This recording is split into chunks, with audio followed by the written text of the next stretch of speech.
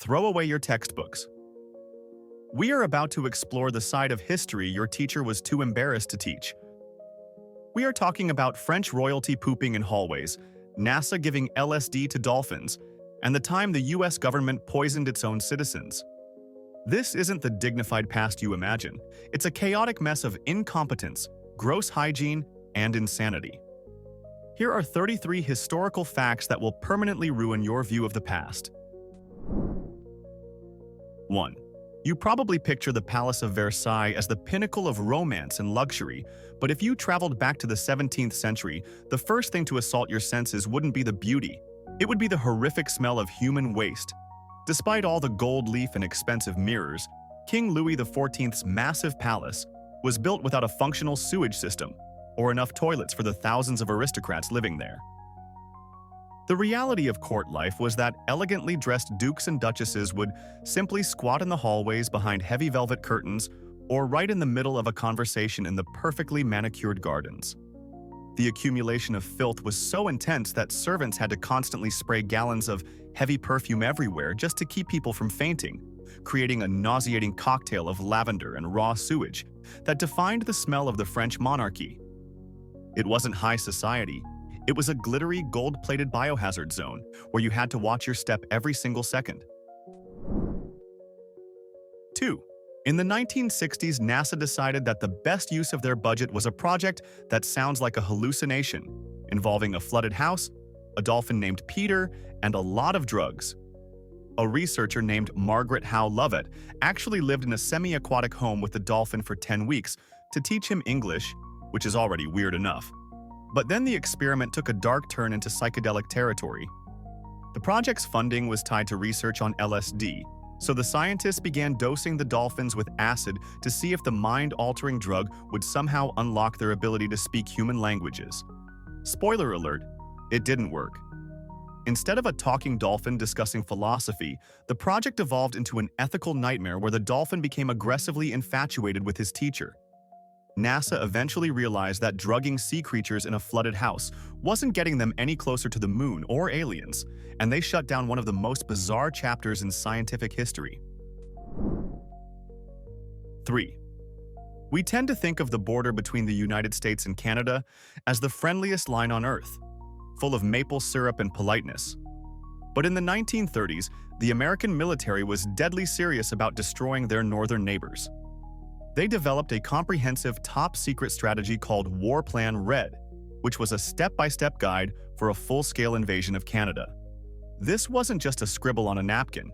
It was a massive operation that included plans to launch chemical weapon attacks on the port of Halifax, to cripple the British Navy, and seizing key cities like Toronto and Montreal with tank divisions. The US government spent millions of dollars updating this plan, genuinely believing that a war with the British Empire was inevitable, and that Canada would be the primary battleground.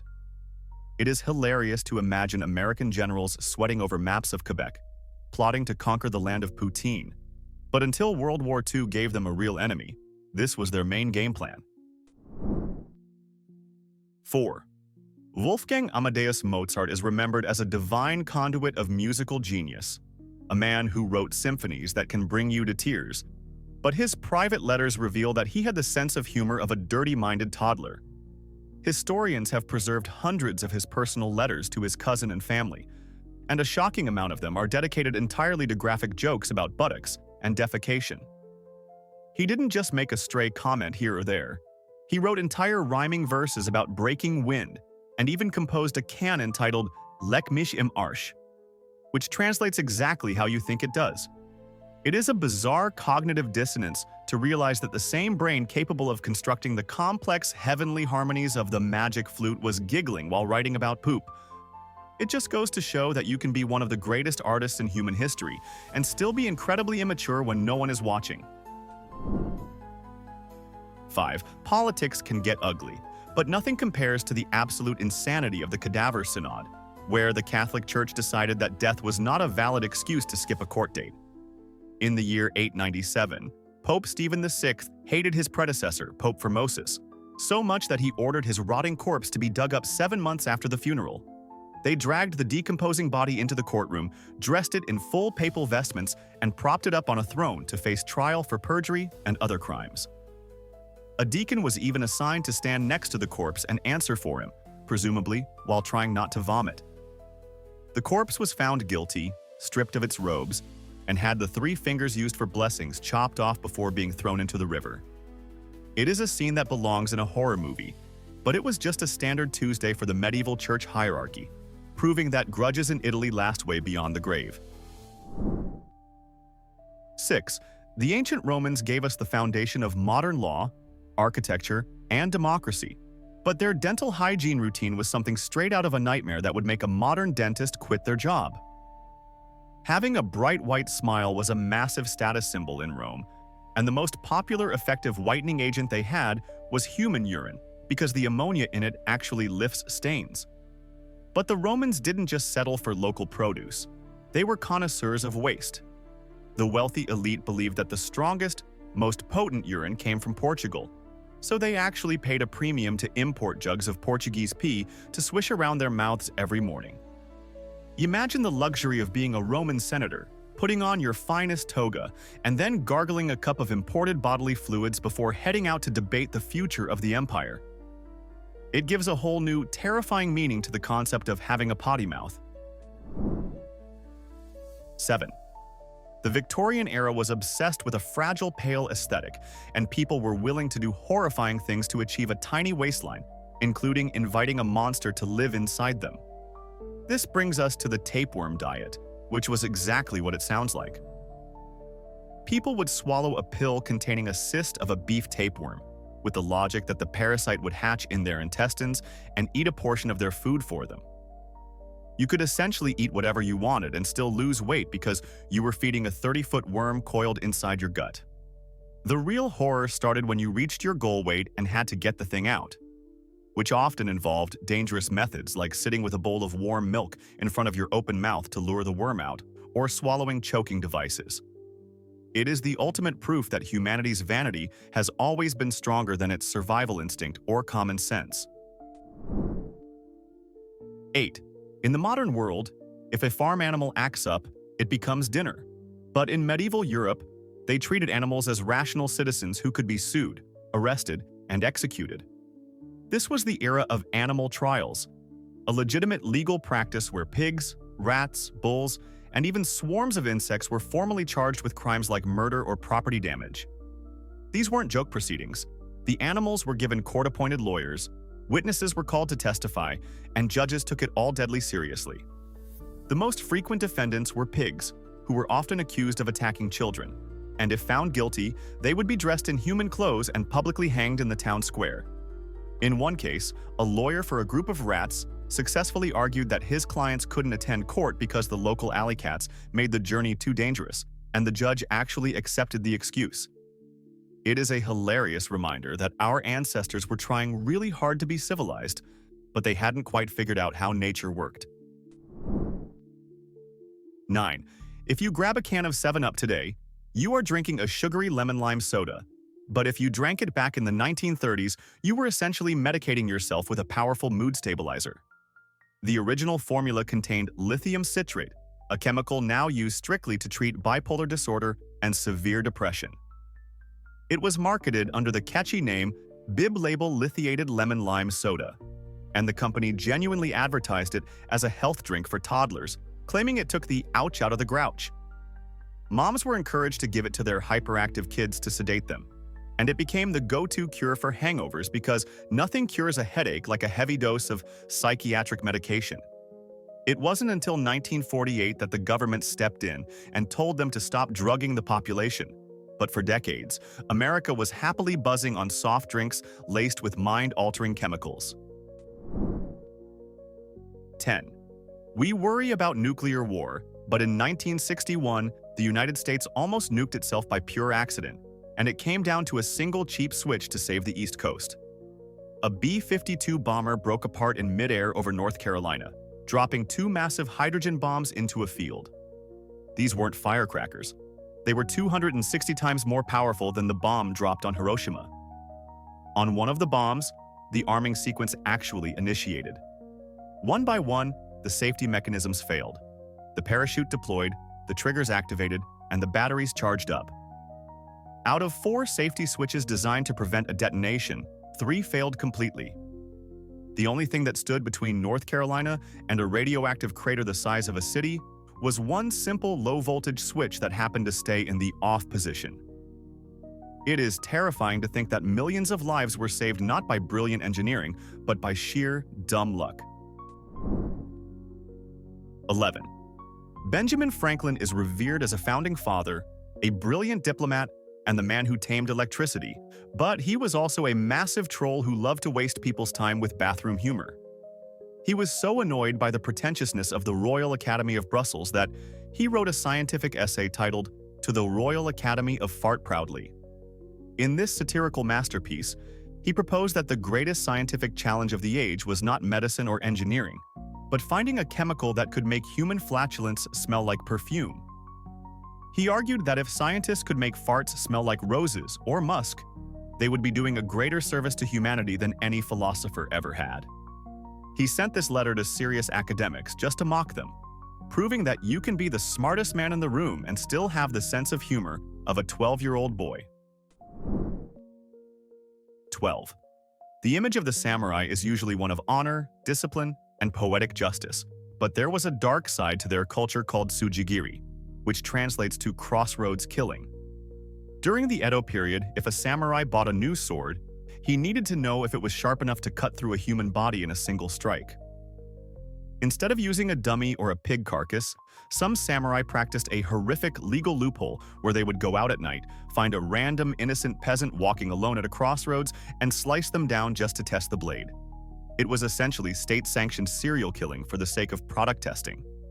While the government eventually cracked down on it, for a long time, walking home at night in feudal Japan meant you might literally become a test dummy for a warrior's new shopping purchase.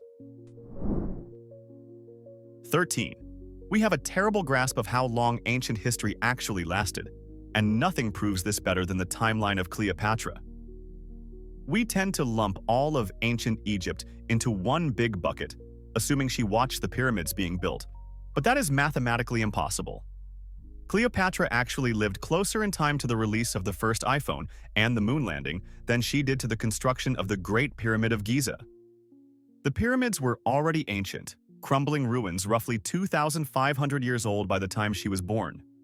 She was the last ruler of a dynasty that was actually Greek, not Egyptian, and she would have looked at the pyramids with the same sense of archaeological wonder that we do today. It puts into perspective just how incredibly long that civilization lasted before we showed up with our smartphones. 14. If you think modern beauty trends like vampire facials are weird, they are nothing compared to the skincare routine of wealthy Roman women. In ancient Rome, the ultimate sex symbol was the gladiator, and women were so obsessed with them that they treated their bodily fluids like high-end cosmetics. After a fight, the sweat, dirt, blood, and dead skin would be scraped off the gladiator's body using a tool called a strigil. This disgusting sludge wasn't thrown away. It was bottled and sold at a premium price to fans. Women would buy this gladiator sweat and rub it directly onto their faces as a beauty cream or an aphrodisiac, believing it made them more attractive. It was essentially the ancient version of buying gamer girl bathwater, but significantly grosser and with a higher risk of infection. 15. The history of medicine is full of bad ideas, but the lobotomobile sounds like the plot of a horror movie. In the 1940s and 50s, a doctor named Walter Freeman decided that lobotomies, where you shove an ice pick through a patient's eye socket to sever connections in the brain, should be accessible to everyone, like a pizza delivery service. He bought a van, customized it, and drove across the United States on a road trip, performing lobotomies on thousands of people in the back of his car. He wasn't just treating the severely mentally ill. He operated on people with headaches, moody teenagers, and unfaithful wives. He didn't even use anesthesia, just electroshock to knock them out. The fact that a man was allowed to drive around the country scrambling brains with a glorified kitchen tool in a van is a terrifying testament to how loose medical regulations used to be. 16. If you watch any classic Western movie from Hollywood, you will see a lot of white guys like John Wayne saving the day. But that is a complete whitewash of reality. The Wild West was actually incredibly diverse, and historians estimate that 1 in 4 cowboys was black. After the Civil War, many formerly enslaved people moved west because the job of handling cattle offered more freedom and equality than staying in the South. Furthermore, the entire culture of the cowboy, the hats, the lassos, the chaps, and the herding techniques wasn't American at all. It was stolen directly from Mexican vaqueros who had been doing it for centuries. The term cowboy itself was originally a derogatory term used for black ranch hands, while white men were called cattlemen. But history eventually blurred the lines and erased the diversity to sell a specific image. 17. When we think of the ultimate warriors of ancient Greece, we usually picture the muscle-bound Spartans from the movie 300. But the real heavy hitters were actually the Sacred Band of Thebes, an elite army composed entirely of gay couples. This unit consisted of 150 pairs of male lovers, and their military logic was surprisingly sound. You might abandon a stranger in the heat of battle, but you will fight like a demon to protect the love of your life. This wasn't just a cute experiment. They were the deadliest force in Greece for decades and actually shattered the invincible Spartan army at the Battle of Leuctra. They fought efficiently, died together, and were buried side by side. It turns out that the secret weapon of the ancient world wasn't steroids or better spears, but the sheer, unstoppable power of romance on the battlefield. 18. We look back at ancient tribes as savages for practicing cannibalism, but up until the 19th century, the refined aristocrats of Europe were essentially eating people for breakfast. For hundreds of years, mumia, a powder made from ground-up Egyptian mummies, was considered a miracle cure for everything from headaches to stomach ulcers. The demand was so high that tomb raiders couldn't find enough ancient pharaohs to grind up, so merchants started making fresh mummies out of executed criminals and passing them off as antiques. Imagine a Victorian tea party where polite society discusses the opera while spooning the dust of a dead human being into their drinks. It is a level of gruesome hypocrisy that is hard to wrap your head around. They called Egyptians primitive while literally eating their ancestors as a dietary supplement. 19. Before he was the tall, somber president in a stovepipe hat who saved the Union, Abraham Lincoln was an absolute beast in the wrestling ring who could probably body slam The Rock. In his youth, Honest Abe was a feared grappler on the frontier circuit, and out of approximately 300 matches, he lost only 1. He wasn't just strong, he was the king of trash talk. After winning 1 match, he reportedly turned to the crowd and shouted, "I'm the big buck of this lick. If any of you want to try it, come on and wet your horns." It completely shatters the image of the quiet, gentle statesman when you realize he could have easily pursued a career in the WWE. If politics hadn't worked out, Lincoln would have been remembered as the guy who put the town bully in a headlock and refused to let go. 20. Modern medicine relies on blood tests and MRI scans, but for centuries, European doctors were essentially professional urine sommeliers. Before chemical analysis existed, the only way to diagnose diabetes was to pour the patient's urine into a cup and take a sip. If it tasted sweet like honey, the diagnosis was confirmed. This practice was so standard that medical textbooks actually described the flavor profiles of different diseases. Doctors would swirl, sniff, and taste bodily waste with the same focus a wine critic gives a vintage Pinot Noir. It is a horrifying reminder that the path to modern science was paved with some truly disgusting pit stops, and you should be eternally grateful that your doctor sends your samples to a lab instead of drinking them in front of you. 21. Henry Ford was a genius at building cars, but he was an absolute disaster at city planning, as proven by the catastrophe known as Fordlandia. In the 1920s, Ford decided he didn't want to buy rubber from the British, so he bought a massive chunk of the Amazon rainforest to build his own American utopia in Brazil. He tried to force-feed American culture to indigenous Brazilian workers, forcing them to live in suburban-style houses, banning alcohol, and making them participate in mandatory square dancing sessions. He even served them oatmeal and hamburgers in the sweltering jungle heat. Unsurprisingly, nature fought back with bugs and disease, and the workers eventually revolted, chasing the American managers into the jungle with machetes. The ruins of this failed capitalist fantasy are still there today, being slowly reclaimed by the forest. 22. In the late 19th century, before television or cinema existed, the hottest entertainment ticket in Paris was a trip to the city morgue. The Paris morgue was designed with large glass windows specifically so the public could come in and gawk at the unidentified dead bodies found in the Seine River. It wasn't a solemn place of mourning. It was a tourist trap listed in guidebooks. Families would go there on Sunday outings, vendors sold apples and toys outside the doors, and the crowds would gossip about how the people died. If a particularly famous or gruesome murder victim was on display, the lines could stretch for blocks. It proves that our obsession with true crime podcasts and serial killer documentaries isn't new. We have always been a species deeply fascinated by the macabre. We just used to be more honest about it. 23. Today, ketchup is just something you put on fries. But in the 1830s, it was sold as a powerful medicine that could cure almost anything. A physician named Dr. John Cook Bennett claimed that tomatoes were a universal remedy and started selling tomato pills, which were essentially concentrated ketchup. He marketed them as a cure for diarrhea, indigestion, jaundice, and even rheumatism. The craziest part is that people bought it in droves, creating a massive ketchup war, where imitators sold their own tomato pills, claiming even wilder health benefits. Eventually, the empire collapsed when it turned out most of the pills were just laxatives with no tomatoes in them. But for a brief, shining moment, America truly believed that the secret to immortality was hidden in a condiment bottle. 24. During Prohibition, the US government was so frustrated that people kept drinking alcohol, despite the ban, that they decided to resort to chemical warfare against their own citizens. Bootleggers were stealing industrial alcohol used for cleaning and redistilling it to make moonshine, so federal officials ordered manufacturers to poison the industrial supply with kerosene, gasoline, and chloroform to make it undrinkable. They assumed people would stop drinking if they knew it was poison. They were wrong. People drank it anyway, and over 10,000 Americans died from government-mandated poisoning.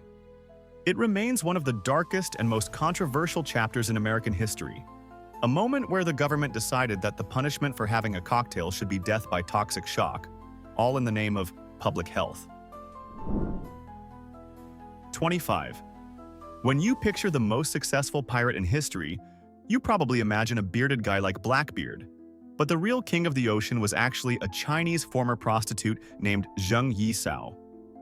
In the early 19th century, she took command of her husband's fleet and transformed it into a disciplined criminal empire of over 40,000 men and hundreds of ships, which was bigger than the navies of most countries.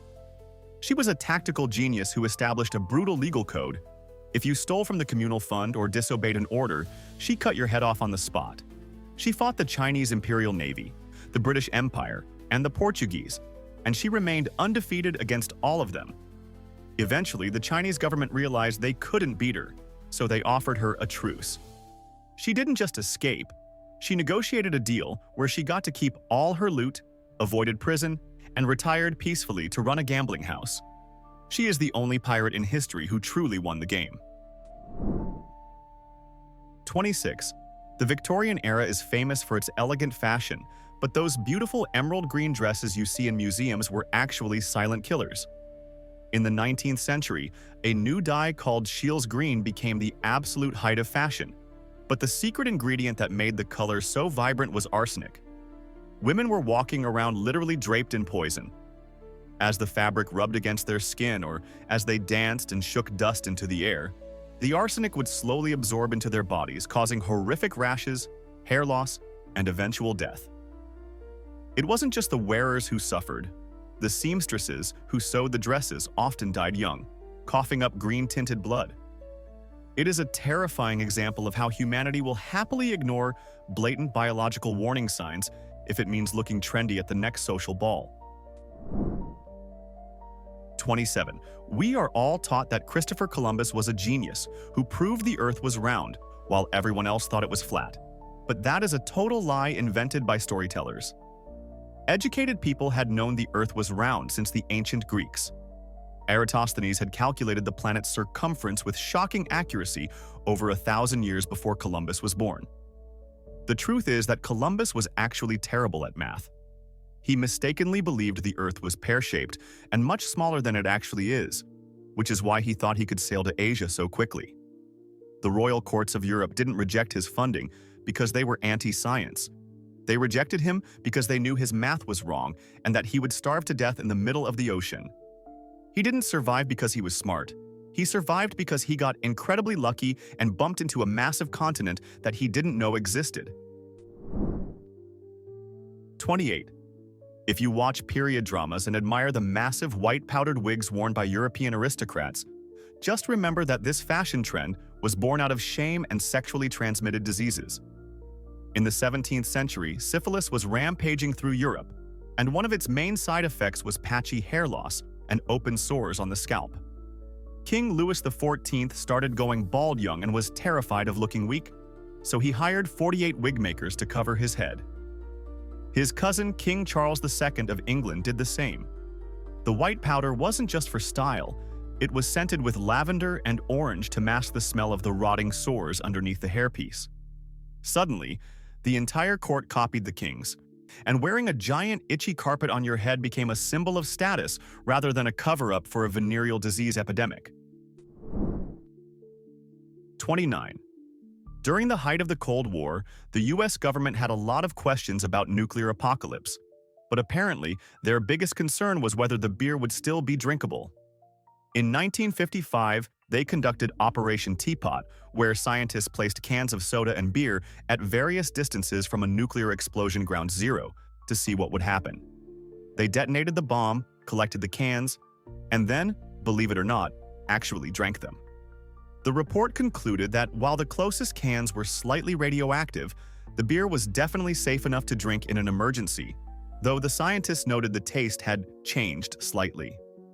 It is comforting to know that if the world ends in nuclear fire, the government has scientifically confirmed that we can at least enjoy a cold, slightly glowing lager while we watch civilization burn. 30. World War I introduced horrors that humanity had never seen before.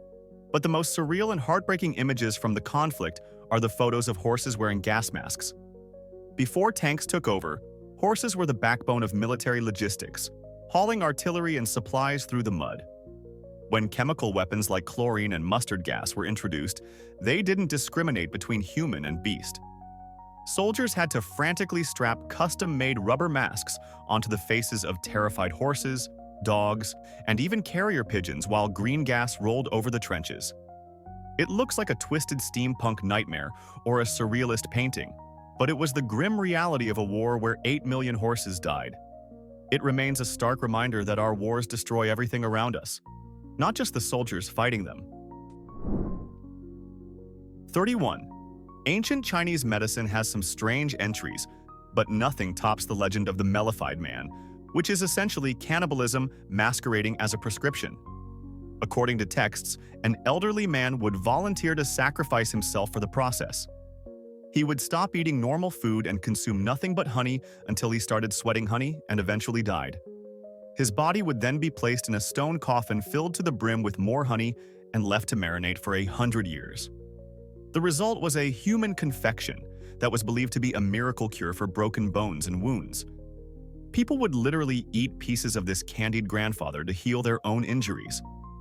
Whether it was widely practiced or just a myth is debated, but the fact that someone wrote down the recipe is disturbing enough on its own. 32. The final days of World War II produced the strangest battle of the entire conflict, a script so bizarre, Hollywood would reject it for being unrealistic. In the battle for Castle Itter, American soldiers joined forces with the German Wehrmacht to fight against the Nazi SS. Yes, you heard that right.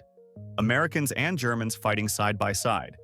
They were defending a castle in Austria that held high-profile French prisoners, including former prime ministers and a tennis star. The SS was coming to execute the prisoners, so an American tank crew teamed up with anti-Nazi German soldiers to hold the line. It was a chaotic firefight where the French prisoners even grabbed weapons and joined the fray. It stands as the only time in the war that the US and German armies fought as allies, proving that in the end, the world really had gone completely mad. 33. When we imagine the Crusades, we picture pious knights in shining armor marching to the Holy Land fueled by pure religious fervor and righteousness. But for many of these medieval warriors, the motivation wasn't just salvation. It was essentially the world's first instance of mass sex tourism. You have to understand that Europe at the time was a dark, muddy, and incredibly repressed place where bathing was suspicious and pleasure was practically illegal.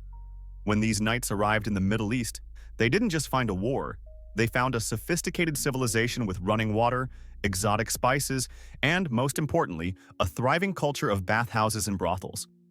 The clergy back home were absolutely horrified to learn that instead of praying at the holy sites, their holy warriors were spending their time soaking in warm hammams and indulging in the much more relaxed local customs regarding flesh and pleasure. It turns out that for a lot of crusaders, taking back Jerusalem was just a convenient excuse to escape their boring lives and go on a wild, debauched spring break trip that lasted for years. So history isn't quite the boring list of dates you were forced to memorize, is it? It is a terrifying collection of bad decisions, gross medical treatments, and accidental nuclear near misses. Now I have a serious question for you. If you were forced to choose between brushing your teeth with Roman urine mouthwash or going on the Victorian tapeworm diet, which one would you pick? Let me know your disturbing choice in the comments below. If this video made you question reality, hit that like button and subscribe so you don't miss the next dose of madness. See you in the next one.